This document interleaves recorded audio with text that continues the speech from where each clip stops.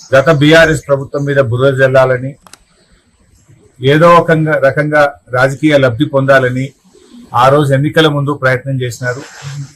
ఇప్పుడు కూడా గత 2 సంవత్సరాలుగా అదే ప్రయత్నం చేస్తూ వచ్చారు.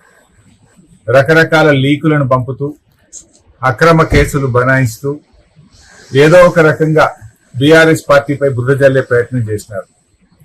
కానీ నేటి తీర్పుతో ప్రాథమిక హక్కులు, సహజ న్యాయ సూత్రాలను విస్మరిస్తూ ఘోష్ కమిషన్ ఇచ్చిన రిపోర్టు చెల్లదని, ఆ రిపోర్టు ఆధారంగా ఎలాంటి చర్యలు తీసుకోకూడదని రాష్ట్ర సర్వోన్నత న్యాయస్థానం ఇచ్చినటువంటి తీర్పు రేవంత్ రెడ్డి గారికి, కాంగ్రెస్ పార్టీకి చెంపపెట్టు.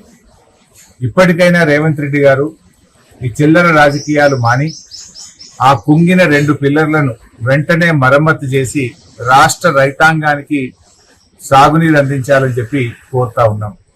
ఎందుకంటే ఇప్పటికే 2.5 సంవత్సరాల విలువైన సమయాన్ని వృధా చేశారు. కాళేశ్వరం ప్రాజెక్టులో 100 కాంపోనెంట్లలో మేడిగడ్డ ఒక కాంపోనెంట్.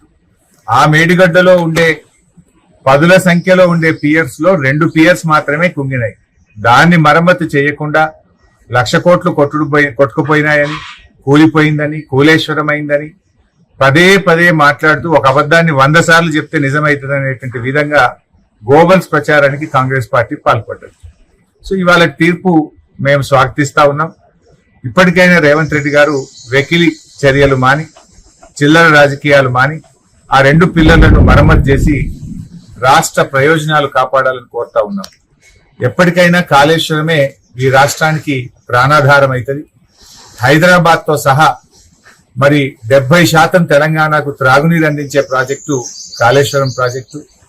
మరి దాదాపు 37 లక్షల ఎకరాలకు సాగునీరు అందించే ప్రాజెక్టు కాళేశ్వరం ప్రాజెక్టు. రాజకీయాలకు అనేక అవకాశాలు ఉన్నాయి, రాజకీయాలు చేయడానికి అనేక వేదికలు ఉన్నాయి. కానీ రాష్ట్ర ప్రయోజనాలను ఫలంగా పెట్టి రాజకీయాలు చేయకూడదు.